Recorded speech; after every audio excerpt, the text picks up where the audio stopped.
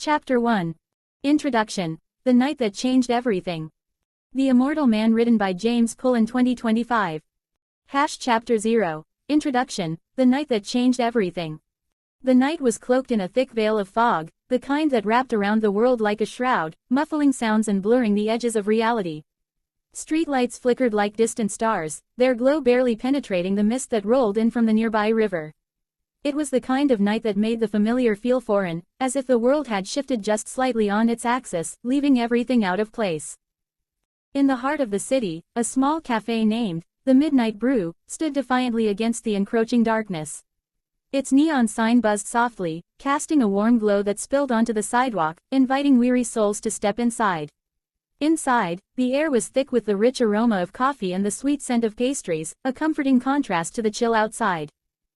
At a corner table, a young woman named Clara sat hunched over her laptop, her fingers dancing across the keyboard with a fervor that belied the exhaustion etched on her face. Clara was a journalist, passionate and driven, with dreams of uncovering the truth hidden beneath layers of deception. Tonight, however, she was merely trying to meet a deadline for an article that had long since spiraled out of her control. "Clara, you need to take a break," her friend and fellow journalist, Mark, said as he slid into the seat across from her. He ran a hand through his tousled hair, his eyes betraying concern. "You've been at this for hours." "I can't," Clara replied, her voice strained. "I'm so close to finishing this piece on the corruption in the city council.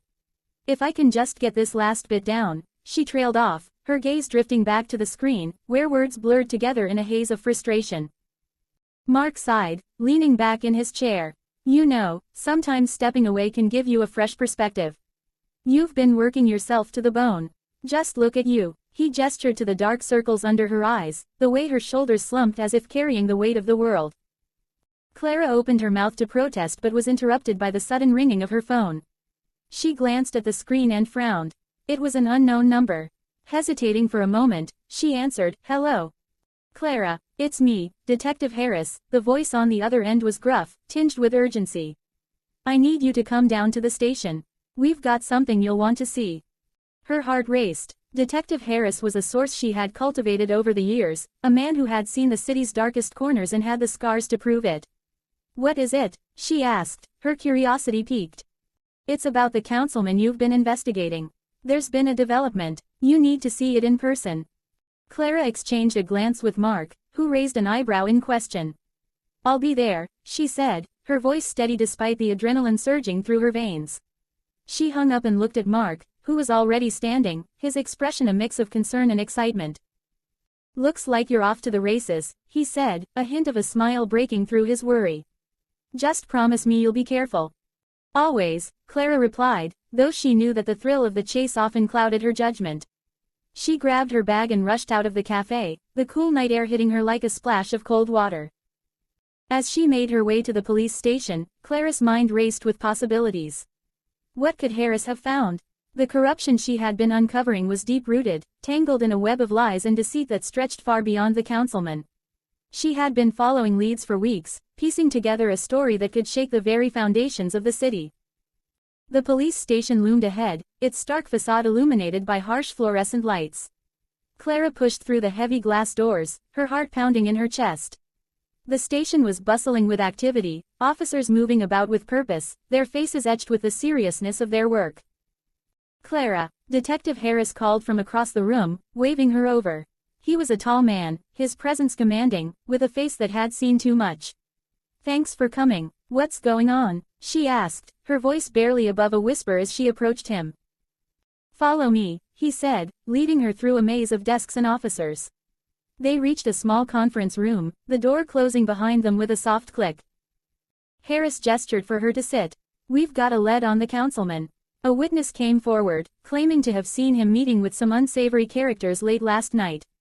Clara's pulse quickened. "What kind of characters?" "Gang members," Harris replied, his expression grim. "They're involved in a drug trafficking ring that's been operating under the radar. If the councilman is connected to them, it could blow the whole thing wide open." "Do we have a name?" Clara leaned forward, her mind racing with the implications. "Not yet, but the witness mentioned a location. A warehouse down by the docks. We're planning a raid tonight, and I thought you might want to come along." Clara's heart raced. This was the break she had been waiting for, the chance to expose the corruption that had plagued the city for too long. Absolutely. I'll grab my gear. Harris nodded, a flicker of approval in his eyes. Just remember, it's dangerous. We don't know what we're walking into. I can handle it, Clara replied, determination flooding her veins. She had faced danger before, and the thought of finally uncovering the truth fueled her resolve. As they made their way to the parking lot, Clara's mind was a whirlwind of thoughts. She had always believed in the power of journalism to effect change, to shine a light on the darkness that lurked in the corners of society. But as she climbed into the back of the police cruiser, a sense of foreboding settled over her. The night was thick with tension as they drove through the city, the streets eerily quiet. Clara's heart raced with anticipation, but she couldn't shake the feeling that something was off. The fog had thickened, wrapping around the cruiser like a living entity, obscuring their path. When they arrived at the warehouse, the atmosphere shifted. The air was electric with the promise of confrontation, the shadows deepening as they stepped out of the vehicle. Officers moved with precision, their faces set in grim determination. Clara felt a thrill of fear and excitement coursing through her. "Stay close to me," Harris instructed, his voice low. "We're going in." As they approached the entrance, Clara's instincts kicked in. She had always been attuned to the pulse of a story, and tonight felt like the climax of a narrative she had been building for months. The door creaked open, revealing a darkened interior filled with the scent of salt and decay. The officers moved in formation, flashlights cutting through the darkness. Clara followed closely, her heart pounding in her chest. They navigated through the maze of crates and shadows, the tension palpable in the air. Suddenly, a loud crash echoed through the warehouse, followed by shouts and the sound of scuffling. Clara's breath caught in her throat as chaos erupted around her. Officers shouted commands, and the air was thick with the smell of adrenaline and fear. "Get down," Harris shouted, pushing Clara behind a stack of crates as gunfire erupted. The world around her blurred into a cacophony of noise and movement, her heart racing as she crouched low, her mind racing with thoughts of survival. In that moment, everything changed. The night that had begun with the promise of revelation had spiraled into a nightmare. Clara's instincts kicked in, her journalistic drive battling against the primal urge to flee. She had come seeking the truth, but now she was caught in a web of violence that threatened to consume her. As the chaos unfolded, Clara's thoughts turned to the story she had been chasing. The corruption, the lies, the darkness that had seeped into the very fabric of the city. She had wanted to expose it, to shine a light on the truth, but now she was faced with the stark reality of what that truth could cost. The gunfire continued, and Clara's heart raced as she peered around the crates, her eyes scanning for any sign of the councilman or the gang members. She had to get the story, had to document what was happening, but the danger was palpable, and every instinct screamed at her to run. "Clara," Harris' voice broke through the chaos, pulling her back to the present. "We need to get out of here." With a surge of adrenaline, Clara nodded, her resolve hardening. She couldn't back down now. She had come too far, and the truth was within her grasp. As they made their way through the warehouse, dodging bullets and chaos, Clara's mind raced with the implications of what was unfolding. The night that had begun with the promise of revelation had transformed into a battle for survival. Clara knew that whatever happened next would change everything, not just for her, but for the city she loved. The truth was waiting, hidden in the shadows, and she was determined to uncover it, no matter the cost. As they burst through the exit, the cool night air hit Clara like a wave, a stark contrast to the chaos inside. They sprinted toward the cruiser, the sound of gunfire echoing behind them. Clara's heart raced, her breath coming in quick gasps as they reached the vehicle. "Get in," Harris shouted, urgency lacing his voice. Clara climbed into the backseat, her mind racing with the events that had just unfolded. The night was far from over, and the truth was still waiting to be uncovered. As they sped away from the warehouse, Clara's thoughts turned to the story she would tell. The night that had changed everything was just beginning, and she was determined to see it through to the end. The fog that had enveloped the city now felt like a harbinger of the darkness that lay ahead, but Clara was ready to face it head-on. In that moment, she knew that she would stop at nothing to uncover the truth, to expose the corruption that had seeped into the very fabric of the city. The night that changed everything had only just begun, and Clara was ready to embrace the chaos that lay ahead. Chapter 2. The setting, Poulan, Georgia. Chapter 1. The setting, Poulan, Georgia. In the heart of South Georgia, nestled between sprawling cotton fields and the gentle curves of the Little River, lies the quaint town of Poulan. With a population barely grazing 1,000, it's the kind of place where everyone knows your name, your business, and your grandmother's secret recipe for peach cobbler. The sun rises lazily over the horizon, casting a golden hue over the sleepy streets, and as the day unfolds, life ambles along at a pace that feels almost timeless. The town square, with its weathered benches and the old oak tree that has stood sentinel for generations, serves as the social hub. Children play tag while their parents gossip over steaming cups of coffee at the local diner. The air is thick with the scent of magnolias and the sweet promise of summer, but beneath this idyllic surface lies an undercurrent of restlessness, a yearning for something more. It was on one such languid evening, the kind that invites introspection, that my life took a turn I could never have anticipated. I was alone in my small apartment, the walls adorned with posters of bands that had long since faded into obscurity, the remnants of my youth. The soft glow of fairy lights strung across the ceiling created a cocoon of warmth, and the faint sound of a guitar strumming in the background wrapped around me like a comforting blanket. I had recently discovered the calming effects of marijuana, a habit that had become a ritual of sorts. As I lit up, the smoke curled around me, blurring the edges of reality and allowing my mind to drift. The music swelled, filling the room with a sense of euphoria that felt almost tangible. I closed my eyes, surrendering to the moment, when suddenly, the atmosphere shifted. It began as a whisper, a soft rustling that seemed to emanate from the very walls of my apartment. I opened my eyes, half expecting to see a figment of my imagination, but instead, I was met with a presence that defied explanation. It was an entity, shimmering and ethereal, hovering just beyond the reach of the light. My heart raced, a mix of fear and curiosity flooding my senses. "Who are you?" I managed to stammer, my voice barely above a whisper. "I am a traveler," it replied, its voice a melodic blend of tones that resonated deep within me. "I have come to offer you a choice." A choice? The concept felt foreign, almost absurd. What choice could this otherworldly being present to me? I was just a 20-something with dreams that felt as distant as the stars. Yet, as I gazed into its luminous form, I felt an inexplicable pull, a connection that transcended the mundane. "Why me?" I asked, my skepticism battling with the allure of the unknown. "Because you seek more than what this life has to offer," it said, its gaze piercing through the haze of smoke. "You long for adventure, for purpose. I can grant you immortality, a chance to explore the world beyond the confines of this town." Immortality. The word hung in the air, heavy with implications. I had read about it in books, watched it unfold in movies, but to be offered such a gift, or curse, was beyond my wildest imaginings. I thought of Poulan, of the familiar faces and the comforting routine that had shaped my existence. Could I really leave it all behind? "What's the catch?" I asked, my mind racing with possibilities. "There is always a price," the entity replied, its form flickering like a candle in the wind. "You will live forever, but you will also bear witness to the passage of time, to the loss of those you love. You will be a wanderer, never truly belonging anywhere." The weight of its words settled heavily on my shoulders. I thought of my parents, my friends, the laughter and the tears that had woven the fabric of my life. Could I bear to watch them age and fade while I remained unchanged? Yet, the allure of adventure, of experiencing life in all its forms, tugged at my heart. "I need time to think," I said, my voice trembling with uncertainty. "Time is a luxury you may not have," the entity replied, its voice echoing with an urgency that sent chills down my spine. "The choice is yours, but it must be made tonight." As the music played on, I felt the walls of my apartment closing in, the weight of my decision pressing down on me. I took a deep breath, inhaling the sweet scent of marijuana mixed with the essence of possibility. The thought of remaining in Poulan, of living a life that felt increasingly stagnant, filled me with dread. "Okay," I said, my voice steadier than I felt. "I accept." In that moment, the entity surged forward, enveloping me in a blinding light.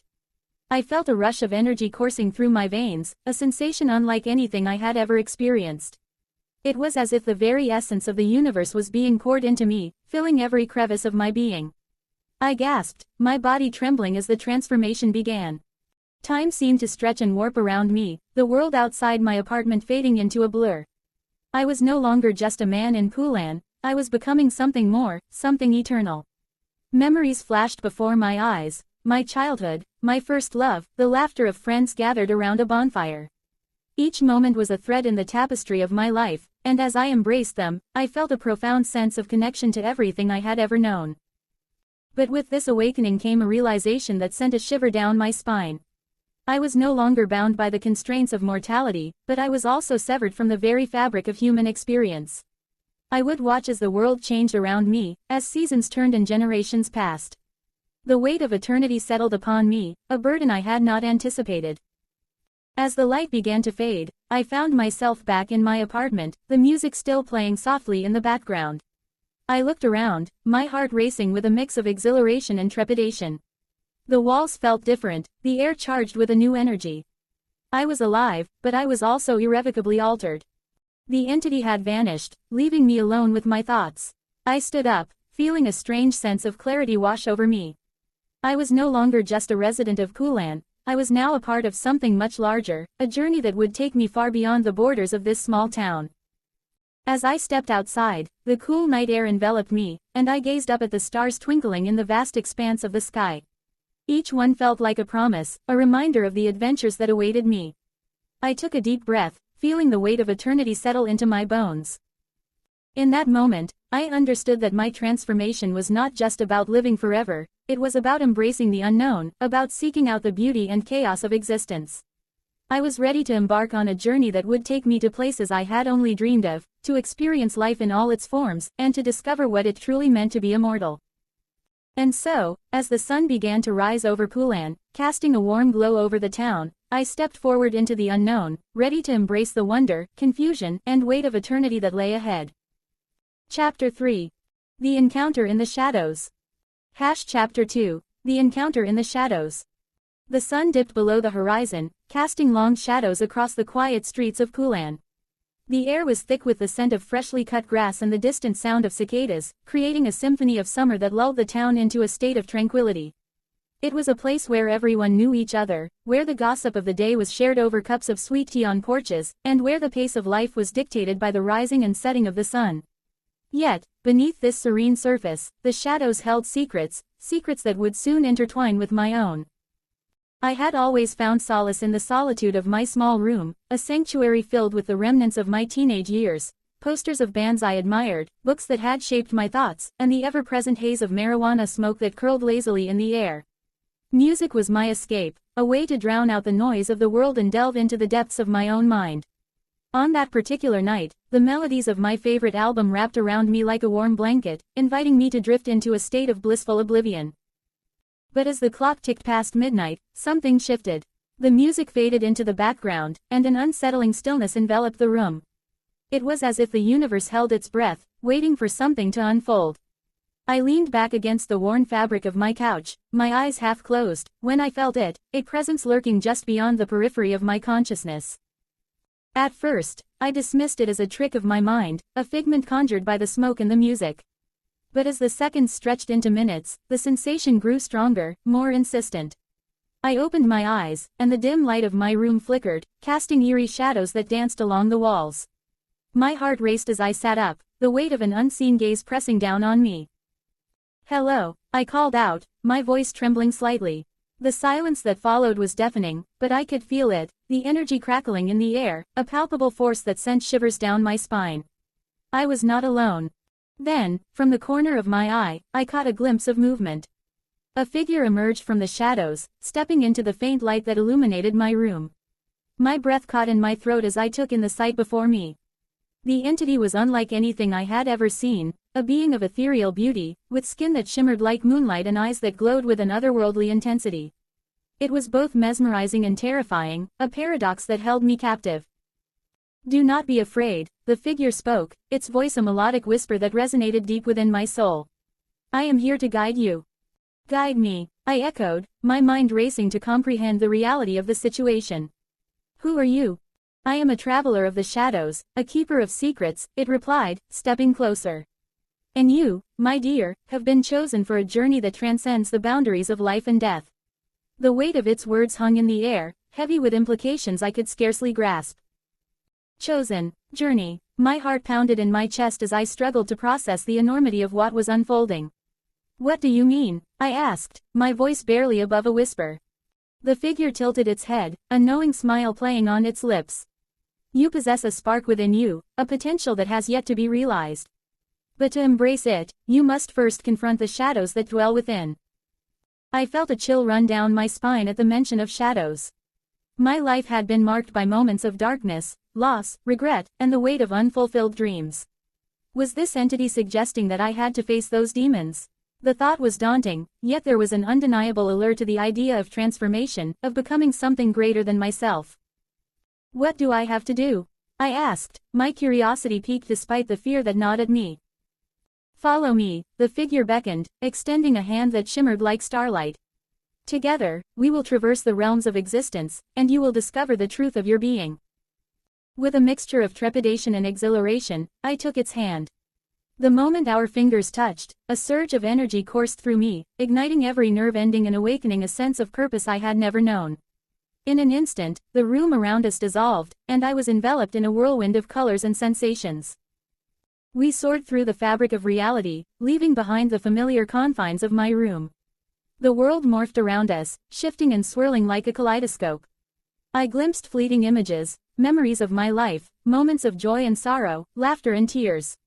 Each fragment was a thread woven into the tapestry of my existence, and as we traveled deeper into the shadows, I felt the weight of my past pressing against me. Embrace it, the figure urged, its voice echoing in the vastness. Only by acknowledging your shadows can you truly understand the light. I closed my eyes, allowing the memories to wash over me. I saw my childhood home, the laughter of friends, the warmth of family gatherings. But alongside those moments were the shadows, my father's disappointment, the loneliness that crept in during sleepless nights, the heartache of lost love.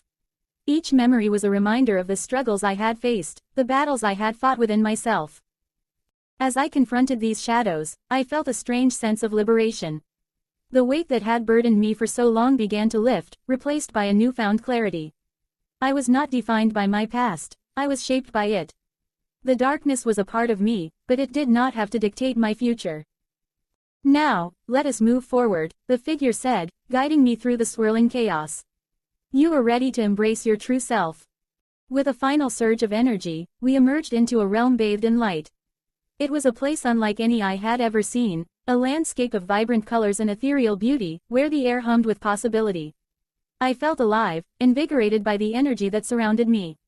Welcome to the realm of the immortal, the figure announced, its voice resonating with authority. Here, you will learn the ways of eternity. I looked around in awe, taking in the breathtaking scenery.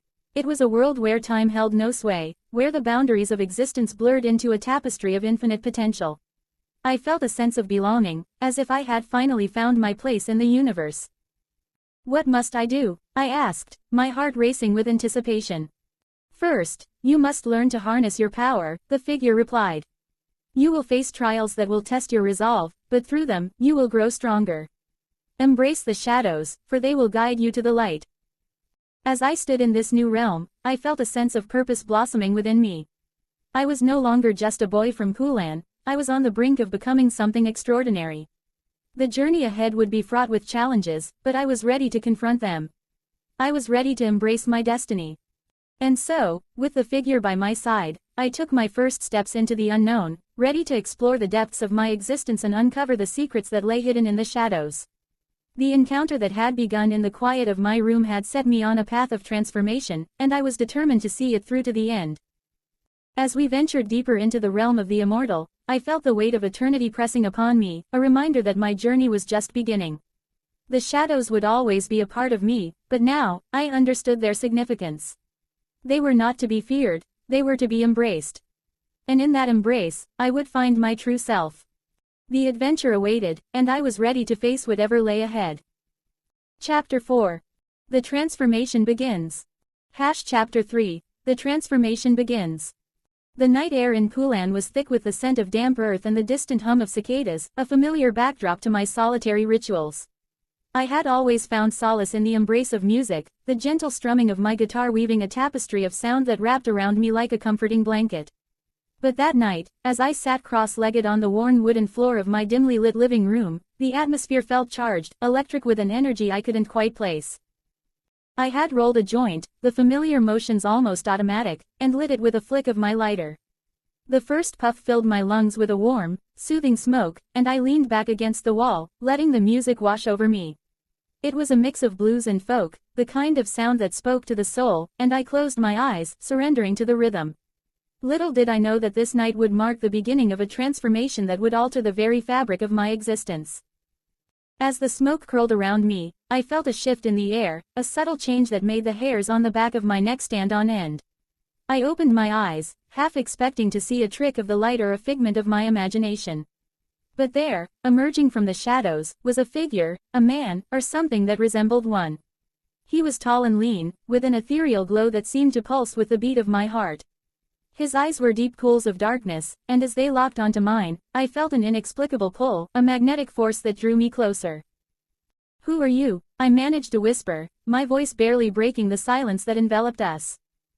He smiled, but it was a smile that sent chills down my spine. "I am what you seek, and what you fear," he replied, his voice smooth and melodic, like a haunting lullaby. "I am the bridge between your world and the one beyond." Before I could process his words, he lunged forward, seizing my arm with a grip that felt both cold and electric.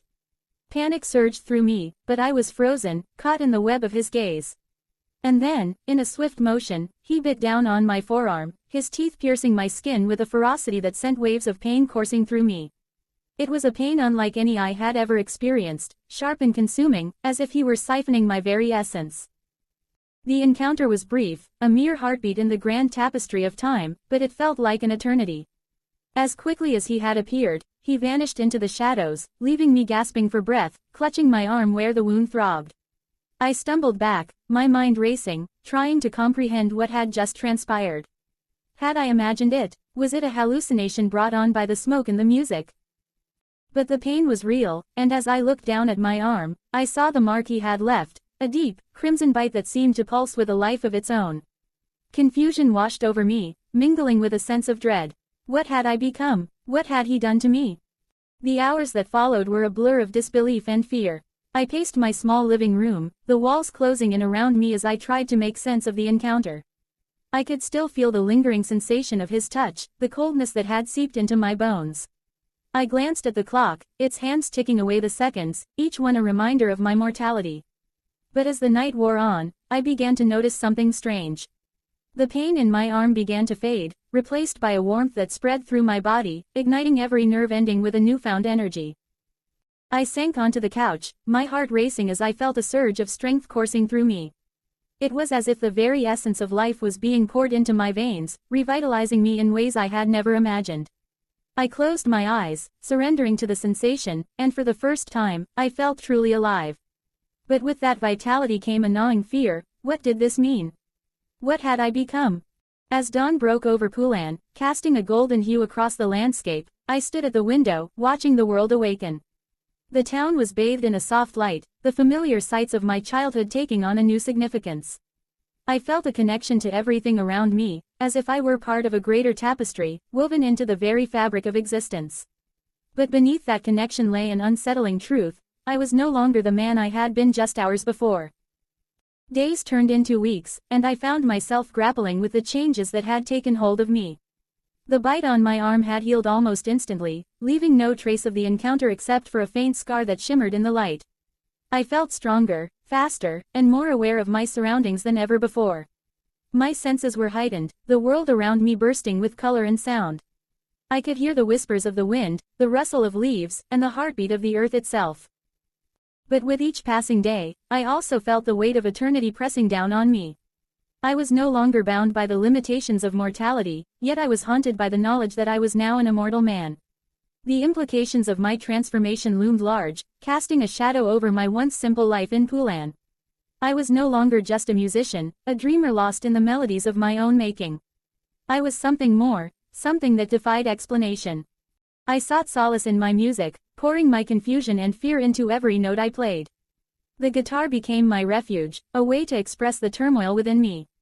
I wrote songs that spoke of longing, of loss, and of the search for identity in a world that had suddenly become vast and uncharted. Each strum of the strings echoed my internal struggle, a reflection of the man I had been and the enigma I had become. But as I navigated this new reality, I couldn't shake the feeling that I was being watched. Shadows seemed to linger just beyond my line of sight, and I often caught glimpses of figures darting through the trees at the edge of town. It was as if the very fabric of my existence had drawn the attention of forces I couldn't comprehend. I felt a pull towards the darkness, a curiosity that both frightened and intrigued me. One evening, as the sun dipped below the horizon, casting a fiery glow across the sky, I decided to venture into the woods that bordered Poulan. The trees loomed tall and ancient, their gnarled branches reaching out like skeletal fingers. I felt a strange compulsion to explore, to uncover the secrets that lay hidden in the shadows. With each step, the air grew cooler, and the sounds of the town faded into a distant memory. As I wandered deeper into the woods, I stumbled upon a clearing bathed in moonlight. In the center stood a stone altar, weathered and covered in moss, as if it had been untouched for centuries. My heart raced as I approached, drawn to the energy that pulsed from the stones. It was a place of power, a nexus of the supernatural that resonated with the changes within me. Suddenly, I heard a rustling behind me, and I turned to find the figure from that fateful night standing at the edge of the clearing. He was cloaked in shadows, his eyes glinting like stars in the darkness. "You've come," he said, his voice a low whisper that sent shivers down my spine. "You seek answers."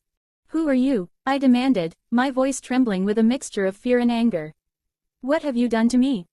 He stepped closer, the moonlight illuminating his features. "I am a guide, a harbinger of the transformation you now embody. You are no longer bound by the constraints of time. You are immortal, but with that gift comes a burden." "A burden," I echoed, my mind racing. "What do you mean?" "The world you once knew is but a shadow of what lies ahead. You will encounter others like you, beings who have transcended the boundaries of mortality. Some will seek to guide you, while others will wish to exploit your newfound power. You must choose your path wisely." His words hung in the air, heavy with meaning. I felt a mix of excitement and trepidation, the thrill of the unknown battling against the fear of what lay ahead. "What do I need to do?" I asked, my voice steadying as determination surged within me. "Embrace your transformation," he replied, his gaze piercing through me. "Seek out those who can teach you, those who can help you understand the depths of your new existence. But be wary, for not all who walk this path have noble intentions." As he spoke, I felt a sense of clarity wash over me. I was no longer just a passive observer in my own life, I was an active participant in a grand narrative that spanned beyond the confines of time and space. The weight of eternity was heavy, but it was also liberating. I had the power to shape my destiny, to carve out a new existence in a world that was both familiar and foreign. With a newfound resolve, I stepped back from the altar, ready to embrace the journey that lay ahead. The shadows that had once felt suffocating now seemed to beckon me forward, inviting me to explore the depths of my transformation. I was no longer just a man from Poulan, I was an immortal, a seeker of truth in a world filled with mystery. As I made my way back through the woods, the moonlight guiding my path, I felt a sense of purpose igniting within me. The transformation had begun, and I was ready to face whatever challenges awaited. The shadows no longer felt like a threat, they were a promise of adventure, a call to discover the depths of my own existence. In the days that followed, I immersed myself in my music, pouring my heart and soul into every note. I began to seek out others who had experienced similar transformations, drawn to the stories of those who had walked the path before me. I found solace in their company, a sense of belonging that transcended the boundaries of time and space. But as I delved deeper into this new world, I also became aware of the dangers that lurked in the shadows. There were whispers of factions vying for power, of beings who sought to control the very essence of immortality. I realized that my journey was not just about self-discovery, it was also a battle for survival in a realm where the stakes were higher than I had ever imagined. And so, the transformation began, not just of my body, but of my spirit. I was no longer just a man from Poulan, I was a seeker of truth, a warrior in a world filled with darkness and light. The journey ahead would be fraught with challenges, but I was ready to face them head-on. The shadows no longer held me captive, they were my allies, guiding me towards a destiny that awaited just beyond the horizon. As I strummed my guitar, the melodies echoing through the night, I felt a sense of peace wash over me. The transformation had begun, and I was ready to embrace the unknown, to dance with the shadows, and to discover the depths of my own immortality. The journey was just beginning, and I was determined to make it a symphony worth remembering. Chapter 5. Understanding Immortality. Chapter 4. Understanding Immortality. The world around me felt different, as if the very fabric of reality had shifted in the wake of that encounter. I lay in my bed, drenched in sweat, the remnants of fever clinging to my skin like a second layer. The shadows in my room danced with an unsettling energy, and the air was thick with an unnameable tension. I had always been a solitary man, content with my own company, but now I felt the weight of existence pressing down on me, a burden I had never anticipated. As I lay there, memories of that night flooded my mind, the entity, its piercing gaze, the sharp pain of its bite. I could still feel the phantom sensation of its teeth sinking into my flesh, a reminder of the transformation that had begun. I had read stories of immortality, of beings who walk the earth untouched by time, but I never imagined I would become one of them. The thought sent a shiver down my spine. Days passed in a blur of confusion and introspection. I found myself drawn to the mirror, staring at my reflection as if searching for answers. The bite mark was gone, leaving no trace of the encounter. My skin was smooth, unblemished, and yet I felt an unsettling energy coursing through my veins. I was alive, but I was different. I could sense it in the way my heart beat, steady, strong, and unyielding. The first few days were a whirlwind of emotions. I experienced moments of euphoria, an exhilarating rush that made me feel invincible. I could run faster, think clearer, and feel more deeply than I ever had before. But with each high came a low, a creeping dread that clawed at the edges of my mind. What did this immortality mean? What price would I pay for this gift, or curse? I ventured out into the town, the familiar streets of Poulan now feeling foreign. The sun hung low in the sky, casting long shadows that seemed to whisper secrets. I walked past the old diner, where the smell of fried food mingled with the laughter of friends.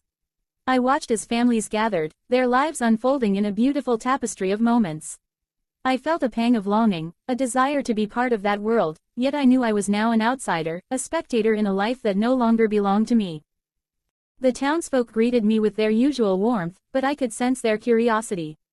Whispers followed me like shadows, and I could almost hear their thoughts. What had happened to him? Why does he look so different? I forced a smile, but inside, I was a tempest of uncertainty. I needed answers, and I needed them fast.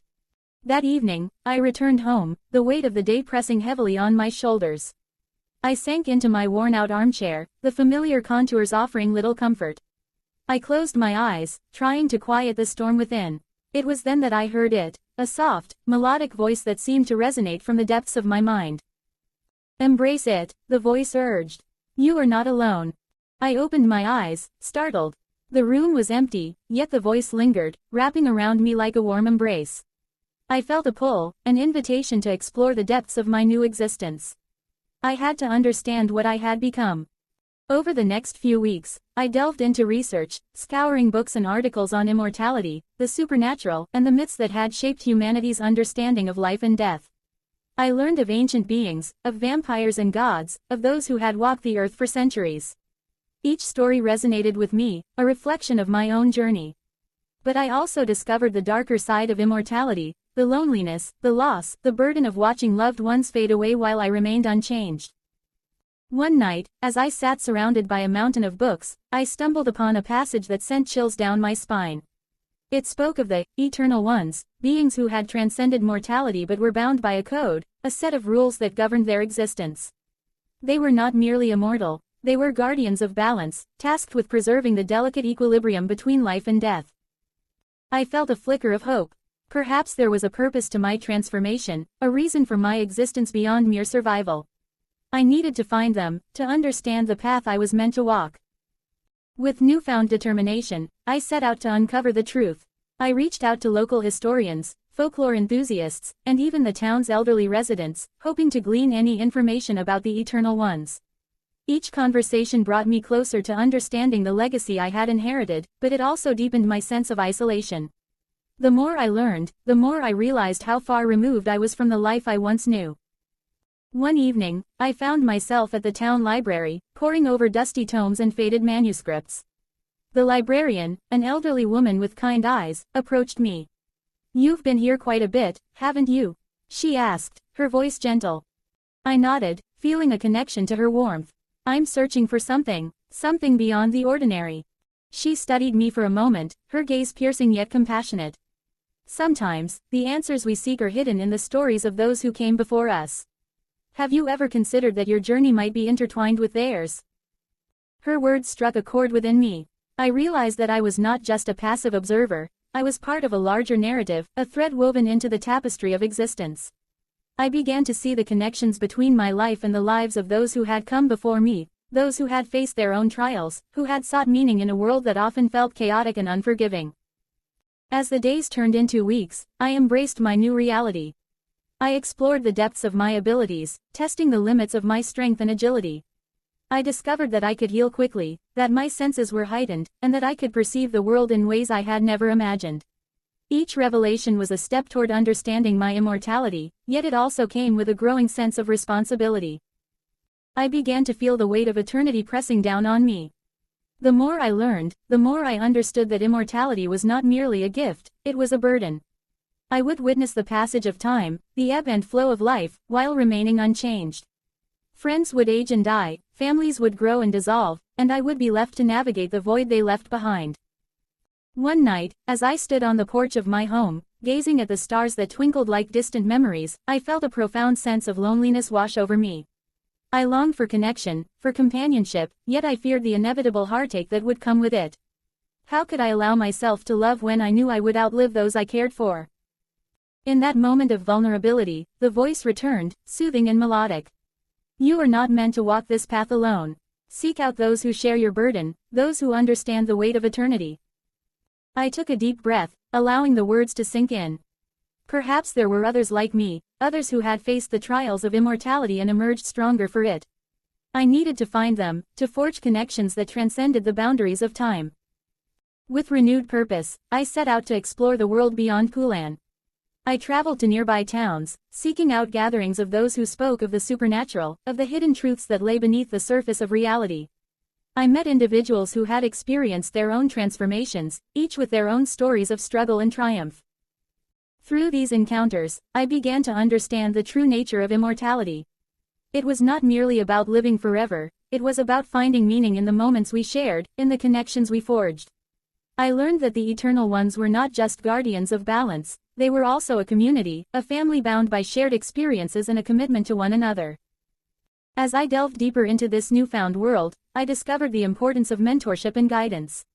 I sought out those who had walked the path before me, learning from their wisdom and experiences.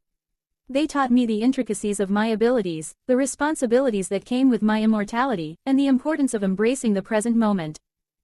With each lesson, I felt a sense of belonging that had eluded me for so long.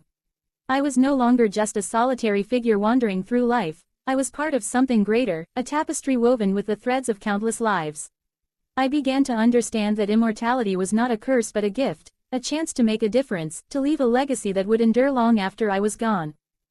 As I returned to Poulan, I carried with me the lessons I had learned and the connections I had forged. I was no longer just a man transformed, I was a guardian of balance, a protector of the fragile beauty of life. I had come to understand that immortality was not about escaping death but about embracing life in all its complexities. In the quiet town of Poulan, I found my purpose. I would use my newfound abilities to help others, to guide those who were lost, and to celebrate the moments that made life worth living.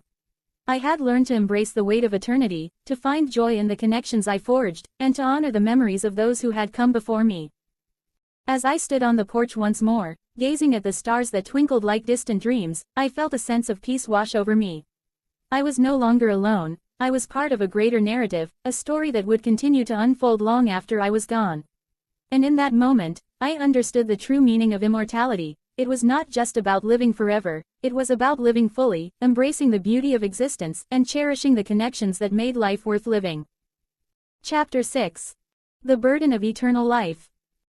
Chapter 5. The Burden of Eternal Life. The sun dipped below the horizon, casting long shadows across the quiet streets of Poulan. The town, with its familiar sights and sounds, felt both comforting and alien to me now. I had become a stranger in my own skin, a man burdened with the weight of eternity. The bite that had transformed me was no longer just a physical mark, it had become a symbol of my new existence, a constant reminder of the night my life changed forever. As I sat on the porch of my modest home, the air thick with the scent of blooming magnolias, I couldn't shake the feeling of being watched. It was a sensation that had grown more pronounced since my transformation. I had read about immortals in ancient texts, beings who walked among mortals, often misunderstood and feared. I had never imagined I would become one of them, yet here I was, grappling with the implications of my newfound reality. The first few days after the encounter were a blur of confusion and fear. I had spent hours poring over books and articles, searching for answers. The internet was a treasure trove of information, but it was also a labyrinth of myths and legends. I learned about vampires, gods, and other immortal beings, each with their own stories and struggles. Yet, none of them seemed to resonate with my experience. I was not a creature of the night, nor did I possess any supernatural powers. I was simply me, an ordinary man thrust into an extraordinary situation. I recalled the stories my grandmother used to tell me about the Fountain of Youth, a mythical spring that granted eternal life to those who drank from it. I had always dismissed those tales as mere folklore, but now they felt hauntingly real. What if I had stumbled upon my own version of the fountain? What if this immortality came with a price? As I delved deeper into my research, I stumbled upon a recurring theme, the burden of eternal life. Many of the texts spoke of loneliness, despair, and the inevitable loss of loved ones. I had always cherished my relationships, the bonds that tied me to my family and friends. The thought of watching them age and die while I remained unchanged was a heavy weight on my heart. Would I be forced to live in the shadows, forever separated from those I loved? The following week, I decided to visit the local library, hoping to find more information on immortality and its implications. The library was a quaint building, filled with the scent of old books and polished wood. As I walked through the aisles, I felt a sense of nostalgia wash over me. This was a place where I had spent countless hours as a child, lost in the pages of adventure novels and fantasy tales. Now, I was searching for answers to a question that felt insurmountable. I approached the librarian, an elderly woman named Mrs. Jenkins, who had known me since I was a boy. Her kind eyes widened in recognition as I explained my quest for knowledge. She listened intently, her brow furrowing with concern as I spoke of my transformation. After a moment of silence, she nodded and led me to a section dedicated to mythology and folklore.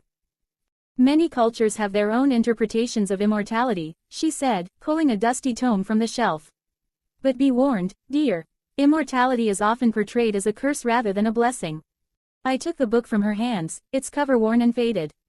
As I flipped through the pages, I discovered stories of gods who had grown weary of their eternal existence, of mortals who had sought immortality only to find themselves trapped in a cycle of despair. The tales resonated with me, echoing the fears that had begun to take root in my mind. That evening, I returned home with a stack of books, determined to uncover the truth about my condition. I spent hours reading, losing myself in the narratives of those who had come before me. I learned about the elixir of life, the quest for immortality, and the consequences that often accompanied such desires. The more I read, the more I began to understand the gravity of my situation. Days turned into weeks, and I found myself caught in a cycle of introspection. I had always been a dreamer, but now my dreams were tinged with a sense of foreboding. I envisioned a future where I wandered the earth, a solitary figure burdened by the memories of those I had lost. The thought was suffocating, and I struggled to find a way to reconcile my new reality with the life I had once known. One evening, as I sat on the porch, I noticed a familiar figure walking down the street. It was Sarah, my childhood friend. We had grown up together, sharing secrets and dreams under the stars. I hadn't seen her in months, and the sight of her brought a rush of nostalgia. But as she approached, I felt a pang of fear. How could I explain my transformation to her? Would she understand, or would she see me as a monster?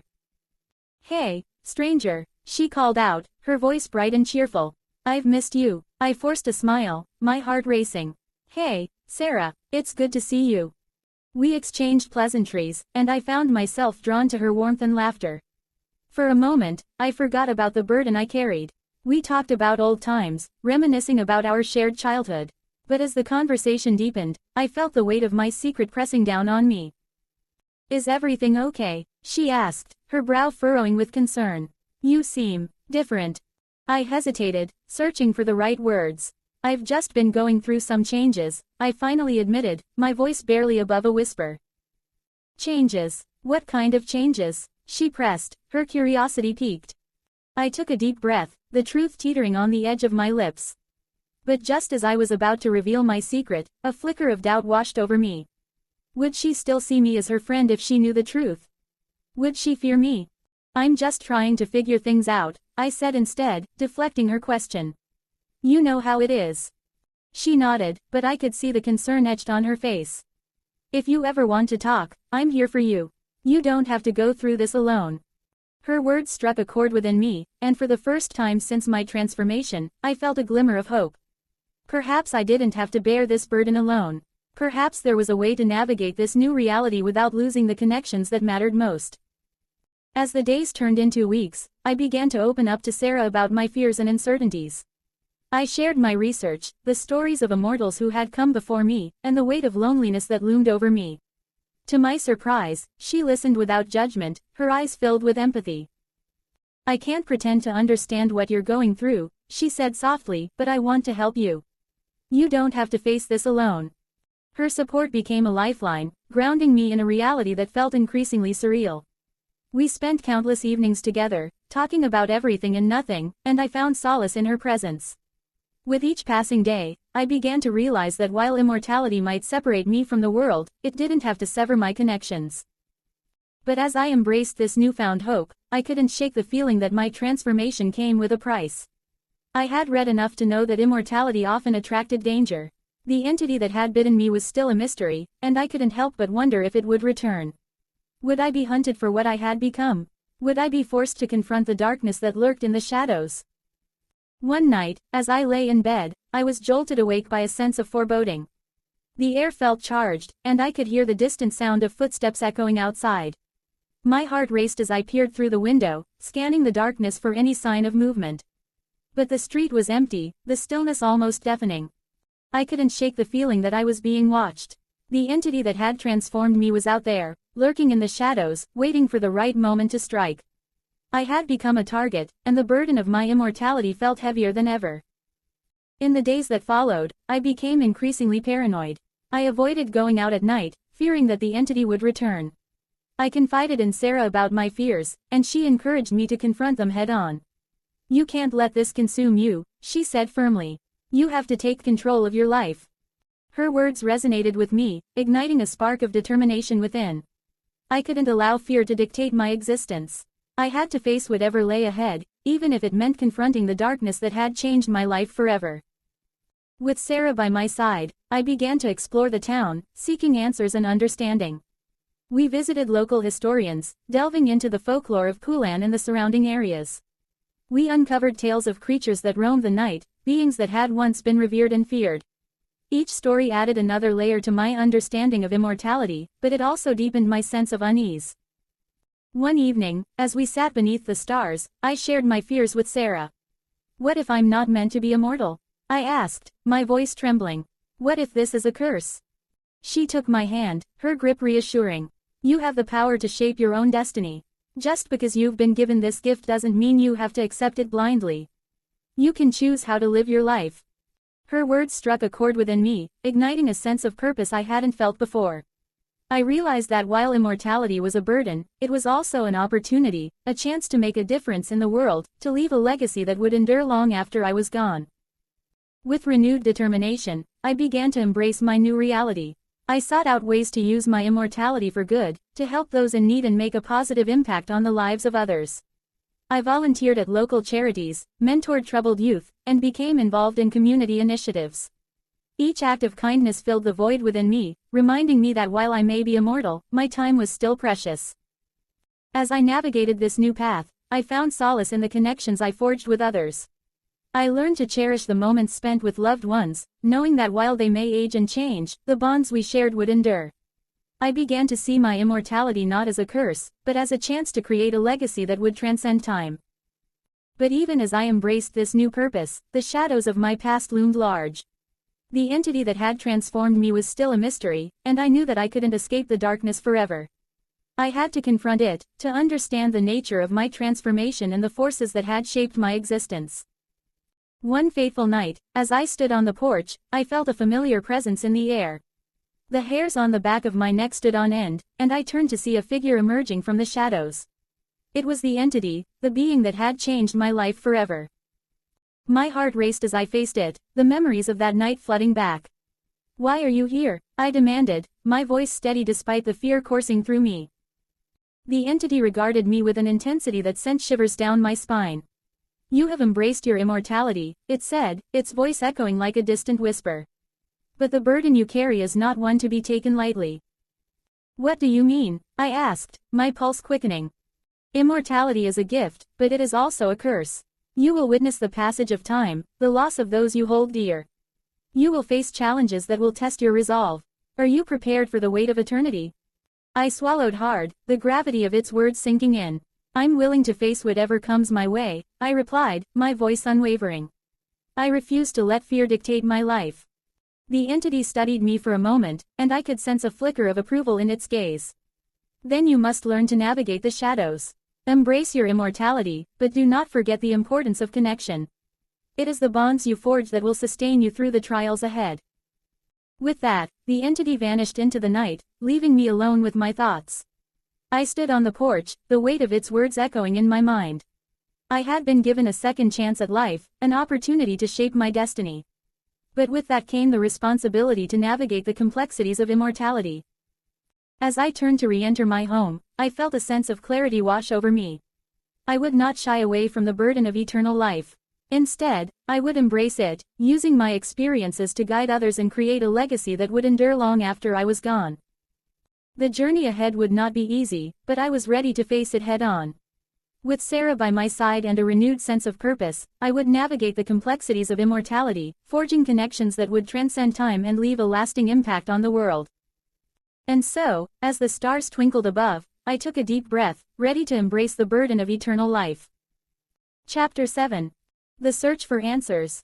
Chapter 6. The Search for Answers. The sun dipped low on the horizon, casting long shadows across the familiar streets of Poulan. The air was thick with the scent of magnolias, and the cicadas sang their evening chorus, a reminder that life continued its rhythmic dance, oblivious to the upheaval within me. I stood on the porch of my childhood home, the place where I had spent countless hours dreaming of the future, now transformed into a prison of my own making. Immortality, I had learned, was not merely a gift, it was a burden that weighed heavily on my heart. As the days turned into weeks, I found myself grappling with the implications of my transformation. The bite from the entity had not only altered my physical state but had also thrust me into a realm of existential questions that I had never considered. I was no longer just a man, I was a witness to the passage of time, a spectator in a world that would continue to move forward while I remained stagnant. The thought gnawed at me, a relentless reminder of the loneliness that awaited. I had spent hours poring over books, scouring the internet for any shred of information that could shed light on my condition. The tales of immortals throughout history were both fascinating and terrifying. From the ancient Sumerians who spoke of gods bestowing eternal life to the legends of vampires and their cursed existence, I found fragments of my own experience woven into their narratives. Yet, none of these stories offered the clarity I sought. What did it mean to be immortal? Would I age? Would I be invulnerable? The questions spiraled in my mind, each one leading to another. I felt like a ship lost at sea, tossed about by waves of uncertainty. I needed answers, and I needed them soon. One evening, as the sun set in a blaze of orange and purple, I decided to visit the local library. It was a small, unassuming building, filled with the scent of old books and the quiet rustle of pages turning. I had spent many afternoons here as a child, lost in the worlds of fiction and history.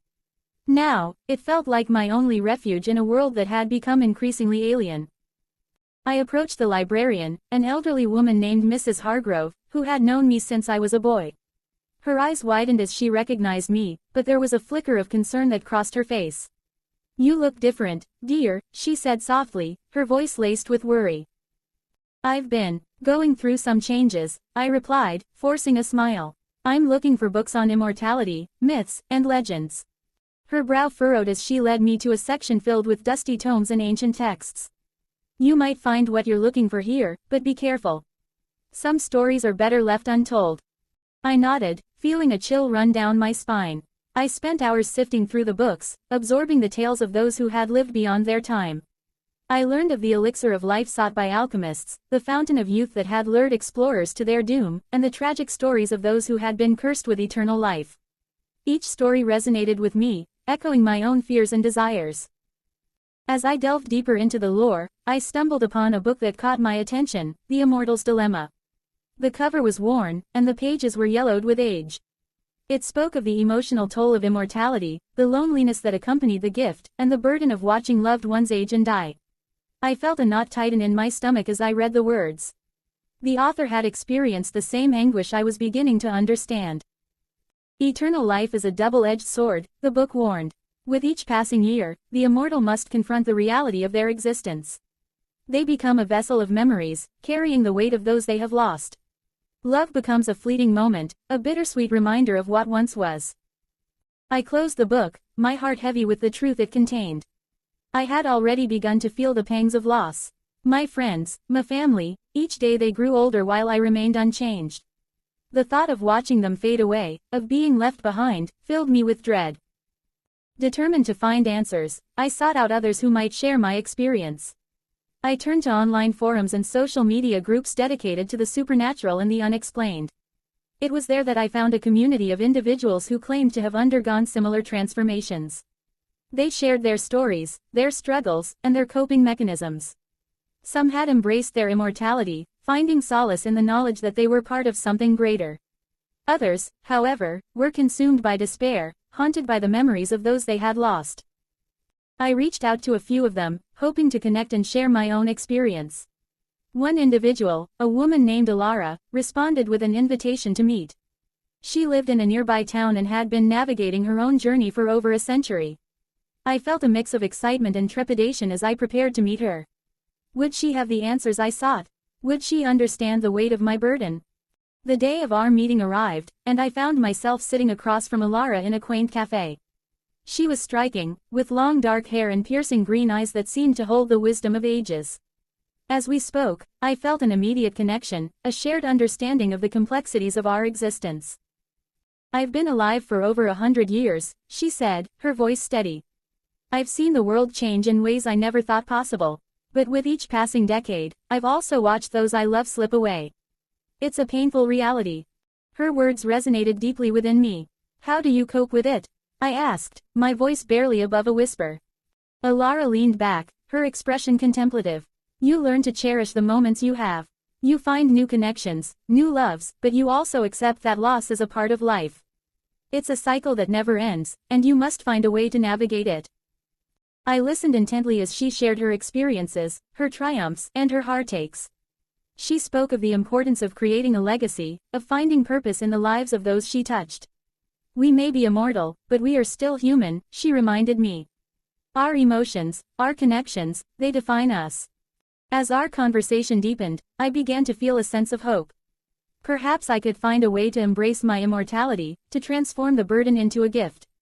I could honor the memories of those I loved by living fully in the present, by making a difference in the lives of others. After our meeting, I returned home with a renewed sense of purpose. I began to explore ways to connect with my community, to give back and create a positive impact. I volunteered at local shelters, organized community events, and reached out to those in need. Each interaction became a reminder that while I might be immortal, my time was still precious. Yet, even as I immersed myself in the lives of others, the weight of my reality lingered. I still faced the inevitable truth that I would witness the passage of time while those I cared for would not. The emotional toll was profound, and I often found myself grappling with feelings of isolation. One evening, as I sat on the porch, watching the stars twinkle in the night sky, I felt a wave of melancholy wash over me. I thought of my parents, my friends, and the life I had once known. The laughter, the shared moments, they felt like distant memories, fading into the background of my existence. In that moment of vulnerability, I made a silent promise to myself. I would not allow my immortality to define me.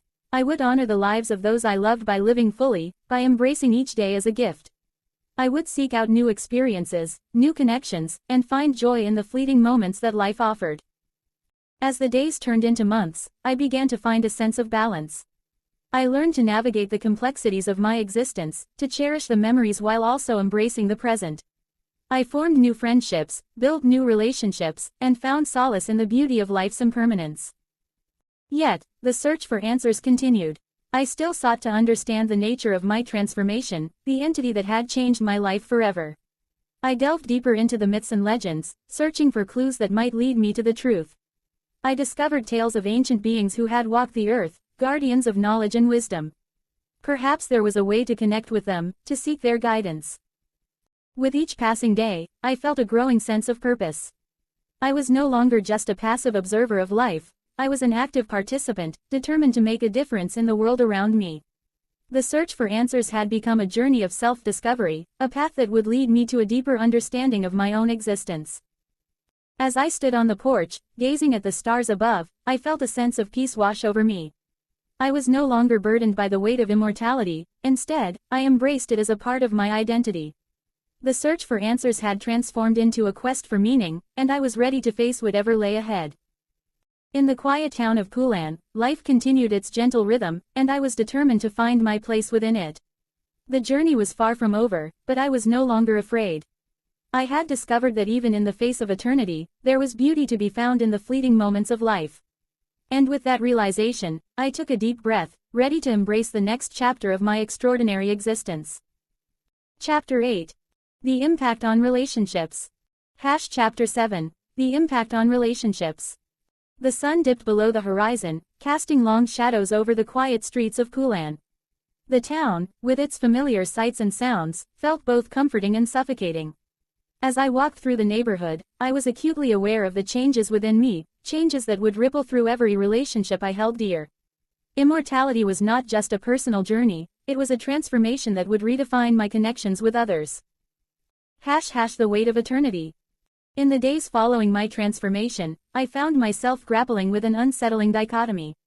On one hand, I was filled with an insatiable curiosity about my new existence. On the other, I was burdened by the knowledge that I would outlive everyone I loved. The thought of watching friends and family age, suffer, and eventually pass away was a heavy weight on my heart.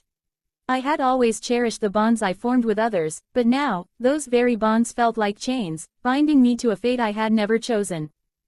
I decided to confide in my closest friend, Jake. We had shared countless memories, from late-night talks under the stars to spontaneous road trips. I hoped that by sharing my secret, I could alleviate some of the isolation I felt. We met at our usual spot, a small diner that served the best milkshakes in town. As I sat across from him, I could see the familiar warmth in his eyes, but I also sensed a growing distance. "Jake, there's something I need to tell you," I began, my voice trembling slightly. "Something that happened to me." He leaned in, concern etched on his face. "What is it, man?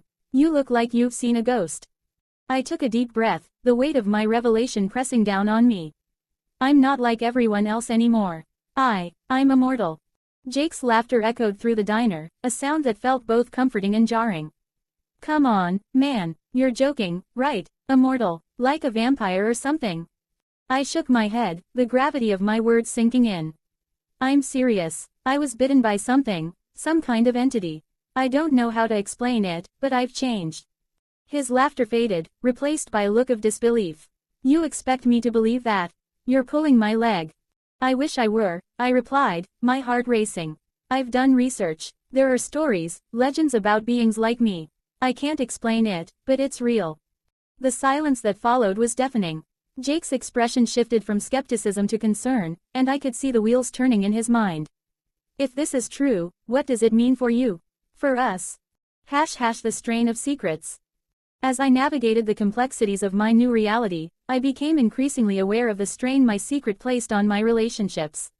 I could no longer engage in the same carefree banter with Jake or share my dreams and fears without the shadow of my immortality looming over us. I felt like a ghost in my own life, haunting the edges of my friendships while remaining unable to fully participate. Days turned into weeks, and I found myself withdrawing from social gatherings.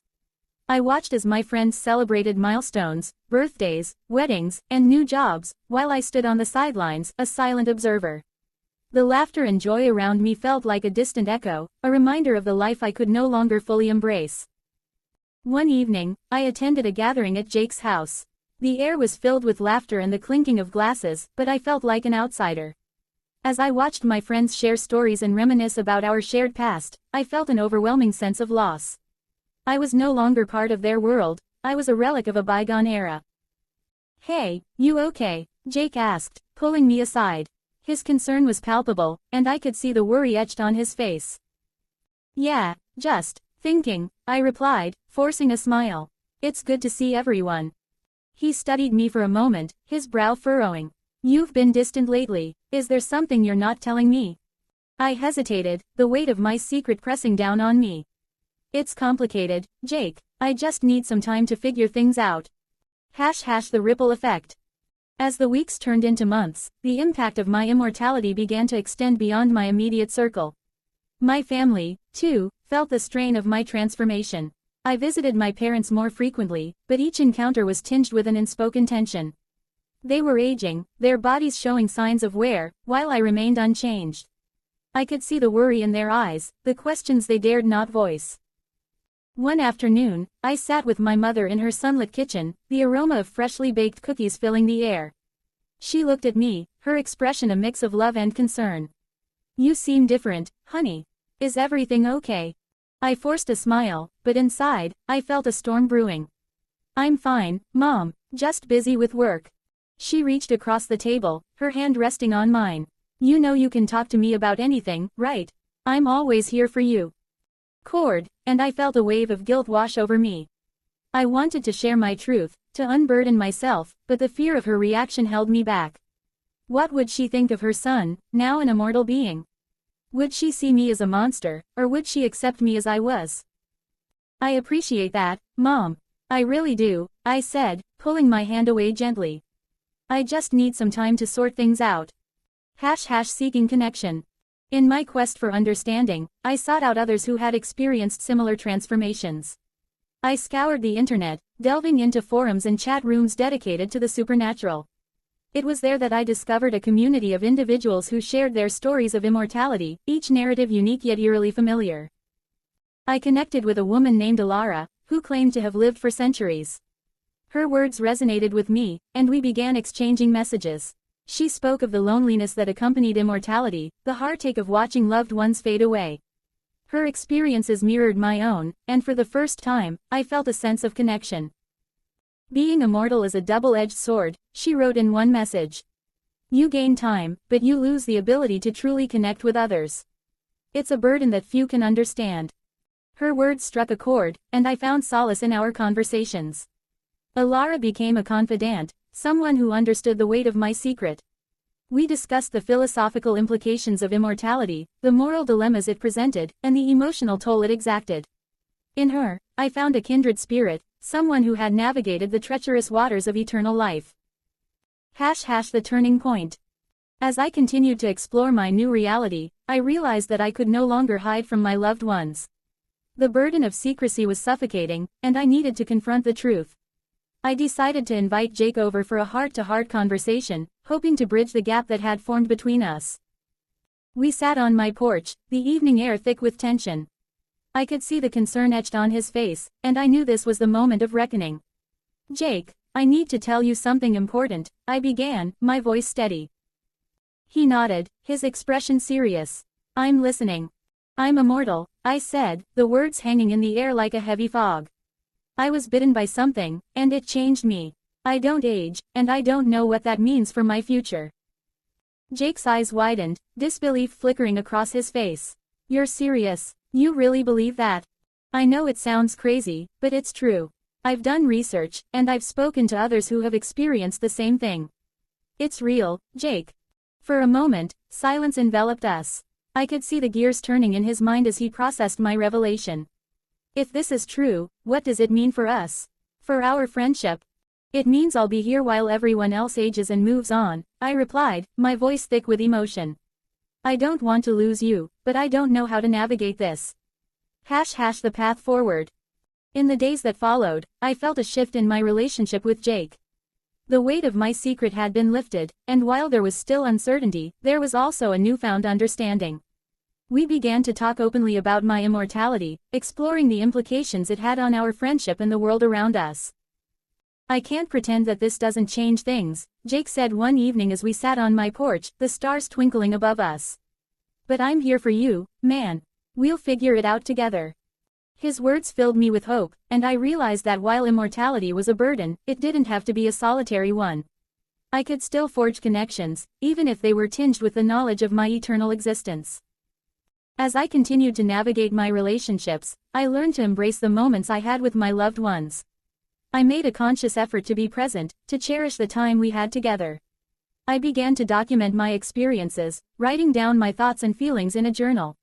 It became a cathartic outlet, a way to process the complexities of my new reality. Embracing the journey. With each passing day, I grew more comfortable with my immortality. I sought out new experiences, pushing the boundaries of my existence. I traveled to distant lands, immersed myself in different cultures, and sought knowledge from scholars and mystics. My quest for understanding became a journey of self-discovery, one that allowed me to redefine my purpose. I also began to forge new connections, meeting individuals who shared my passion for exploration and knowledge. I found solace in the company of those who understood the weight of eternity, and together, we formed a community of support. As I reflected on my relationships, I realized that while immortality had changed the dynamics of my connections, it had also deepened them. I learned to appreciate the fleeting moments of joy and laughter, to celebrate the lives of those I loved, even as I faced the inevitability of their passing. In the quiet town of Poulan, I found a sense of peace. I was no longer just an observer of life, I was an active participant, embracing the beauty of existence while navigating the complexities of my immortal journey. The impact on my relationships was profound, but it was also a catalyst for growth and understanding. As I looked toward the future, I knew that my path would be filled with challenges and heartache. But I also understood that I had the power to shape my own narrative, to forge connections that transcended time. Immortality was not just a burden, it was an opportunity to embrace the richness of life, to love deeply, and to leave a lasting legacy in the hearts of those I cherished. Chapter 9. Embracing the Gift and Curse. Chapter 8. Embracing the Gift and Curse. As I stood at the precipice of my new existence, the sun dipped below the horizon, casting long shadows across the familiar landscape of Poulan. The town, once a comforting cocoon, now felt like a gilded cage. The vibrant hues of twilight reminded me of the fleeting nature of life, a stark contrast to the eternal path that lay before me. Immortality was a gift, yes, but it was also a curse that weighed heavily on my heart. The weight of change. In the weeks following my transformation, I became acutely aware of the subtle shifts in my relationships. Friends who once shared laughter and late-night conversations with me now looked at me with a mixture of concern and confusion. They noticed the change in my demeanor, the way I seemed to drift in and out of conversations, lost in thoughts that were far beyond their comprehension. "Are you okay?" my childhood friend, Jake, asked one evening as we sat on my porch, the cicadas buzzing in the warm Georgia air. His brow furrowed, a look of genuine worry etched across his face. "You've been acting different." I forced a smile, the kind that didn't quite reach my eyes. "Just a lot on my mind, you know. Life's been a bit overwhelming lately." Jake nodded, but I could see the doubt lingering in his eyes. He was one of the few who had always been able to read me, and now, I felt like a stranger in my own skin. I wanted to confide in him, to share the burden of my immortality, but how could I explain something so unfathomable? As days turned into weeks, I found myself withdrawing from social gatherings. The laughter of friends felt like a distant echo, a reminder of the joy that was now tinged with sorrow. I began to spend more time alone, seeking solace in the quiet corners of my mind. It was during these moments of solitude that I grappled with the emotional toll of my transformation. The isolation of immortality. The isolation was suffocating. I watched as my friends celebrated milestones, birthdays, weddings, and the births of their children, while I remained a silent observer, a ghost haunting the periphery of their lives. Each celebration was a reminder of the life I could no longer fully participate in, a life that would continue to evolve while I remained stagnant in my eternal youth. My family, too, felt the strain of my transformation. My mother, once my confidant, now looked at me with a mixture of pride and fear.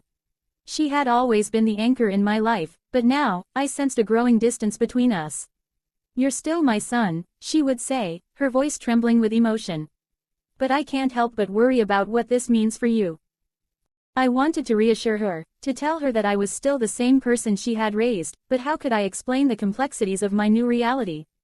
The weight of my immortality felt like a chasm between us, one that I feared would only widen with time. Seeking connection. In my quest for understanding, I sought out others who had experienced similar transformations. I found solace in online forums and clandestine gatherings, where individuals shared their stories of immortality. Each tale was unique, yet they all echoed a common theme: the struggle to maintain connections in a world that continued to change. One evening, I attended a gathering in a dimly lit cafe, where a group of immortals shared their experiences. The air was thick with the scent of coffee and the hum of whispered conversations. I listened intently as they recounted their journeys, each story a tapestry woven with threads of joy and sorrow. A woman named Alara spoke of her transformation, her voice a melodic whisper that captivated the room. "I've lived for centuries," she said, her eyes shimmering with a mix of wisdom and pain. "I've seen empires rise and fall, loved and lost countless times. The gift of immortality is a double-edged sword. We are forever changed, yet we remain the same." Her words resonated deeply within me. I realized that I was not alone in my struggle. The burden of immortality was a shared experience, one that transcended time and space. I felt a flicker of hope ignite within me, a glimmer of understanding that perhaps I could forge new connections, even in the face of my eternal existence. The challenge of connection. Despite this newfound sense of community, I still grappled with the challenge of maintaining my relationships back home. I began to reach out to my friends, attempting to bridge the gap that had formed between us. I invited Jake over for a movie night, hoping to rekindle the camaraderie we once shared.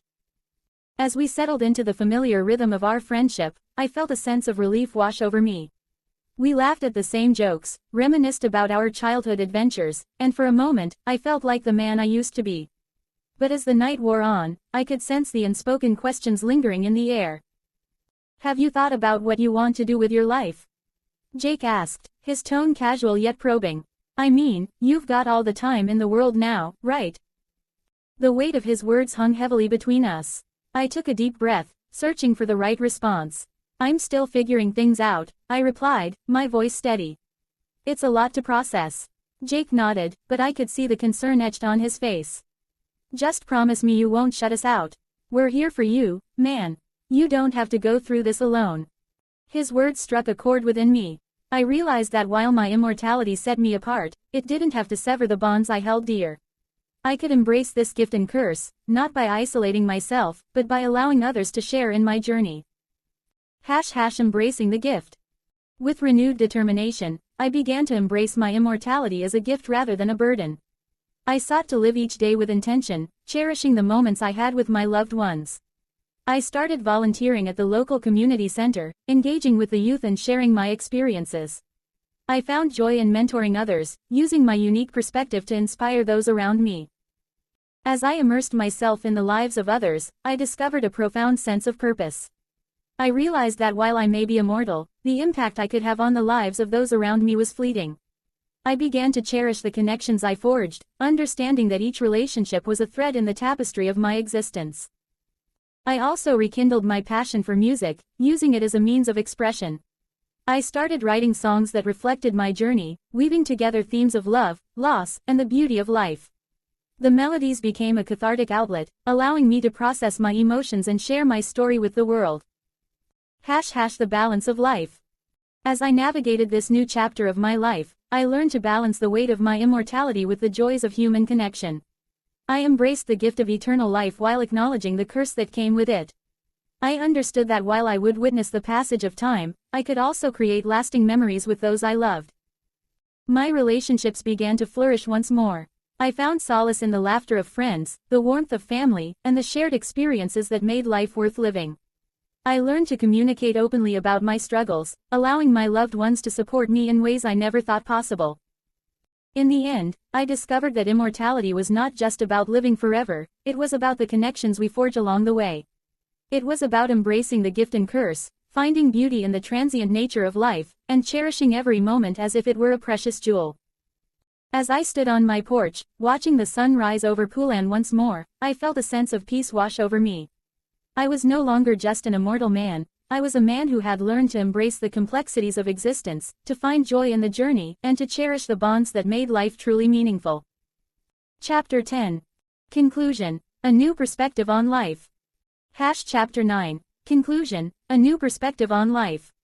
As I sit here, pen in hand, reflecting on the journey that has unfolded since that fateful night in Poulan, Georgia, I am struck by the profound transformation that has taken place within me.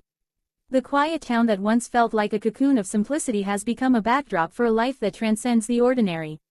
Immortality, once a terrifying burden, has morphed into a lens through which I view the world, a world rich with experiences, emotions, and connections that I never fully appreciated before. Embracing the eternal.